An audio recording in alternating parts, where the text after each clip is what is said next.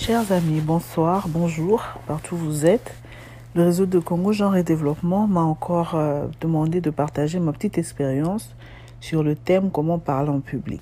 Je voudrais vous confier d'abord ce que mon père, paix à son âme, à côté de ma mère, ne cessait de me rappeler. Parler en public sur un quelconque thème ne veut pas dire que tu connais plus que les autres, mais sache qu'à chaque occasion, tu apprends et réapprends ensemble avec ceux qui t'écoutent, étant donné que tu ne leur es ni supérieur ni inférieur, mais vous êtes égaux car tous êtes des êtres humains. Donc, à la fin de cette présentation, si j'aurais dit quelque chose qui ne colle pas, corrigez-moi s'il vous plaît, ou si cela manque, complétez-moi parce que j'apprends avec vous. Merci donc de votre attention. Apprendre à parler en public a débuté depuis l'école tout bas avec la récitation. Quand on essaie de répéter la récitation pour parler devant les autres collègues élèves, il y a certains qui ont des stress, d'autres qui sont tranquilles, mais on se demande comment ça va se passer. Et quand on arrive devant le professeur, devant les élèves, on commence à se demander est-ce que je vais oublier ce que j'ai répété à la maison ou pas. C'est ainsi, par là, que commence comment apprendre à parler en public. Mes chers amis, quand on parle en public, ici, nous voulons parler de l'âge adulte. Quand on tient une conférence, quand on parle à l'église, quand on parle devant des malades, quand on parle devant des adultes, quand on parle devant des enfants, il y a toute une différence de la manière dont il faut parler. Parce qu'on ne parlera pas de la même manière quand on est devant une foule. Il y a toute une différence. Il faut donc prendre aussi en compte la réaction de la salle quand vous parlez. Il y a plusieurs façons, mais dans la présente présentation, on va juste prendre des principes généraux. Déjà, on commence par la maîtrise de soi.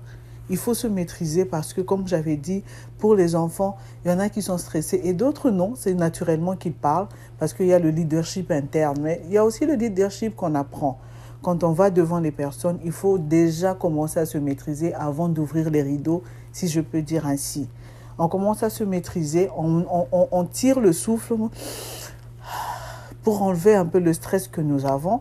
Et là, on se met devant le public avec une certaine assurance, avec une certaine prestance pour dire aux autres que ce que je veux vous dire, j'y crois moi-même. Mais je vais ouvrir une parenthèse. C'est pas parce que pour les femmes, souvent quand elles sont enceintes, surtout quand le ventre devient trop gros, on se dit, les gens vont se dire, mais celle avec son ventre, elle part. Mais quand vous êtes en bonne santé, on vous appelle pour aller animer une conférence, vous êtes enceinte, vous pouvez vous dire que c'est naturel, ça fait partie du cycle de la vie. Je vais parler. L'essentiel lors de la présentation devant un public, c'est la prestance. La prestance, j'insiste, la prestance et la maîtrise du contenu de la matière que vous êtes venu transmettre. Mais ce n'est pas parce que vous avez un gros ventre, mais c'est la matière que vous transmettez et la manière dont vous la transmettez. L'audience qui vous a appelé voulait entendre, souhaiterait entendre ce que vous voulez leur dire. Par exemple, on vous demande de nous dire comment faire des calculs mathématiques, comment calculer un décompte final. Vous devez l'expliquer. Quand vous l'expliquez bien, que vous soyez gros, que vous soyez mince, que vous soyez petit ou grand, c'est la matière que vous transmettez qui compte et la manière dont vous la transmettez. Quand vous commencez votre discours ou votre exposé, ou on peut dire votre présentation, soyez sûr de vous. Allez directement dans la matière. On vous demande de parler du droit civil, vous commencez à raconter des histoires. Vous savez, quand j'étais à la maison ce jour-là, j'avais mangé du pain, les gens vont se dire, mais qu'est-ce qu'il parle? Qu'est-ce qu'il dit? De quoi il parle? On vous a demandé de parler du droit civil. Allez directement dans le vif du sujet, introduisez, complétez et concluez. Mais faites participer ceux qui vous écoutent. Surtout, utilisez des phrases courtes, des vocabulaires simples mais précis, qui touchent directement la sensibilité de l'audience pour vous écouter au lieu de les endormir.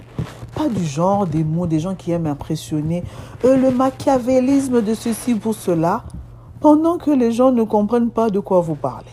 Deviennent impatients pour se dire aussi ça heure Nini va terminer à quel moment pour qu'on s'en aille parce que là on est fatigué. Quand on parle, il faut donc interagir avec le public. On essaie d'aller vers eux. Si c'est une salle avec beaucoup de personnes, même avec moins de personnes, 4 ou 5 personnes, vous allez vers le public, vous partagez, vous posez des questions. Vous ne faites pas passer comme la seule personne qui connaît la matière. Parce que si cette audience vous a appelé par rapport à ce thème, ça veut dire qu'ils connaissent aussi certaines notions. Et donc, vous pouvez avoir des éléments vers eux et il y a une interaction et la salle reste en animation, reste en éveil avec vous parce que vous partagez tous une certaine expérience. Si je dois donc résumer en quelques mots les principes de parler en public, c'est la maîtrise de soi.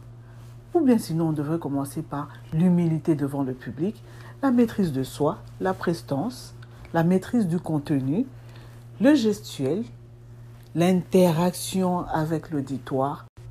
Avant de vous dire au revoir, je voudrais vous rappeler ceci. Ce n'est pas uniquement ce que vous dites qui est important et que les gens retiendront, mais c'est la manière dont vous le dites. Sur ce, je vous dis au revoir et peut-être à bientôt.